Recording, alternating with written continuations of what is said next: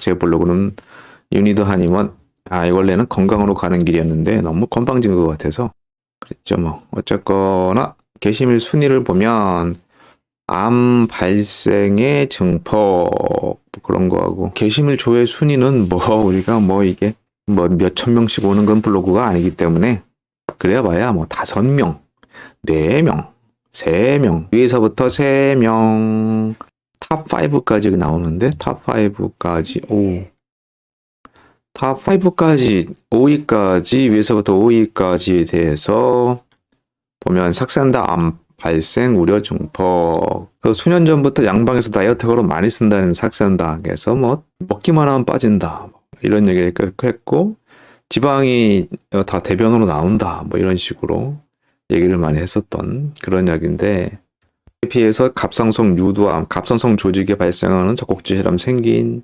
암을 갑상선 유도암이 더 많이 생기더라 하는 그런 얘기고, 그 동일 성분의 약 빅토자라는 약이 있는데 췌장암 발생을 높이는 것으로 나왔네요.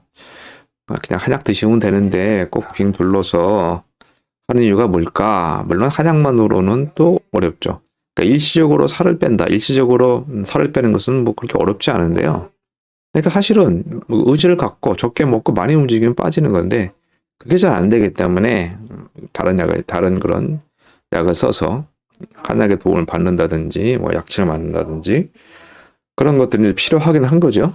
그래서 이제 살을 빼는 건데, 이게 뭐 저도 몰랐던데 여기 모 사이트에 들어가서 얻은 자료인데 8가지 체중 감량법 중 성공률 1위는 한약 복용이다. 그래서 흔히 이제 8가지 체중 감량법이 있는데 뭐 원푸드 다이어트 하나만 주구장창 먹는 거죠.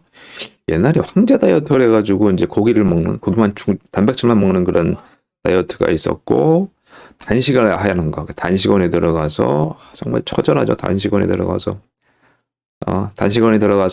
단식을 해본 적이 있는데, 단식을 하게 되면 음식에 대한 갈망이 초기에는 굉장히 강하죠. 그러다가 어느 순간 지나가면 이제 이 평온한 상태가 됩니다. 뭐 그렇게 많이 안 먹어도 상관이 없네. 뭐 이런 느낌? 네. 그리고 그렇지만 단식이라는 것이 또 이제 그 리바운드 굉장히 심해요. 예. 그 위라는 것이 참 고무줄 같아서 먹기 시작하면 한없이 늘어나는 것 같고, 또 안 먹으면 오그라들고 쪼그라드는데, 그 단식 이후에 조금씩 식단을 늘다 보면 어느 순간 갑자기 식단이 확 늘어버리죠. 그래서 다이어트라는 것이 이제 비만 이런 것들 사실은 정신적인 문제가 아니냐. 예. 과도하게 음식을 먹는, 아니면 우리가 일상생활 중에 그 받는 스트레스를 감소하기 위한, 해결하기 위한 그런 방법이 아니냐. 그래서 이 살 빼기가 힘들다 그런 얘기를 하는 거고, 건강기능식품 뭐 무슨 다운 뭐 이런 것들 많이 있잖아요. 먹어보진 않아가지고 어떤 효과인지 잘 모르겠는데, 그 다음에 19.7%가 의사 처방약, 이것은 이제 양약을 얘기하는 거죠. 그다음 26%가 한약 복용. 그래서 체중 감량법 중에 그 성공률 1위는 한약이었다. 이것이 아니구나. 서울에 있는 홍익병원 연구팀. 이것을 이런 연구를 했던 분이 한양방 복수 면허자라고 알고 있어요. 근데 하도 이제 많은 그런 항의가 들어와서 이것을 논문을 철회했다라는 얘기도 있고 뭐 여러 가지 얘기가 있는데, 쪽에서는 그 자기들이 어떤 영업을 좀 손해를 끼친다 이러면은 뭐 그냥 여지없죠. 여지없이 이런 얘기 해도 되나 근데?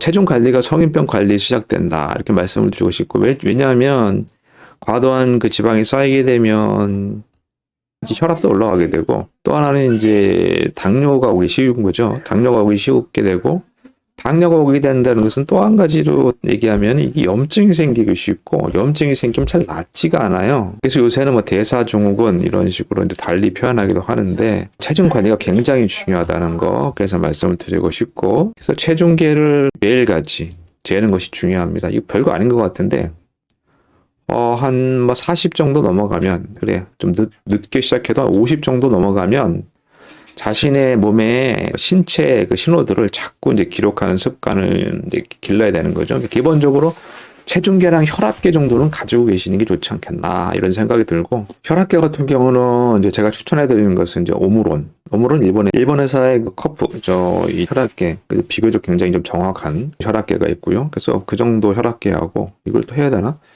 오므론 혈압계 찾아보시면 나오는데, 네, 오므론 혈압계하고 뭐 혈당 체크, 그러니까 혈당, 혈압 그리고 체중 요 세 가지는 혈당, 혈압, 체중 요 세 가지는 반드시 일주일에 한 번 정도는 체크를 해서 자신의 몸 상태가 비교적 같은 정도로 유지가 되는지 이런 정도는 한번 체크를 해야 되지 않나. 저는 이 엑셀을 이용해 가지고 최소한 매주 한 번 정도는 내가 어떤 치료를, 저는 이제 스스로 침을 맞거나 약침을 맞거나 스스로 관리를 하는데, 언제 어떤 치료를 받았는지, 그리고 신체 계측은 무엇을 했는지, 그러니까 기본적인 거 체중, 혈압, 혈당치 요 세 가지는 계속 체크를 해서 몸에 큰 변화가 없음, 문제가 없음을 인지하게 되고, 그리고 운동은 많이 하는 편이 아닌데, 뭐 운동을 했을 경우에도 역시 내가 뭐 달리기면 달리기, 뭐 걷기는 걷기, 몇 분을 했는지 그렇게 이제 기록을 하죠. 이 정도가 이제 그냥 쉽게 할 수가 있는, 우리가 이제 이 나이 때, 뭐 50대 정도에서 쉽게 할 수 있는 그런 건강 관리가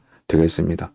가장 효과적인 다이어트 방법은 한약이더라. 그리고 삭센다라는 건 이제 삭센다 같은 그런 약도 이제 선물 같고요. 최근에 무슨 다국적 제약회사에서 다국적 제약회사에서 새로운 그 신약이 나왔다고 하는 소식을 들었어요.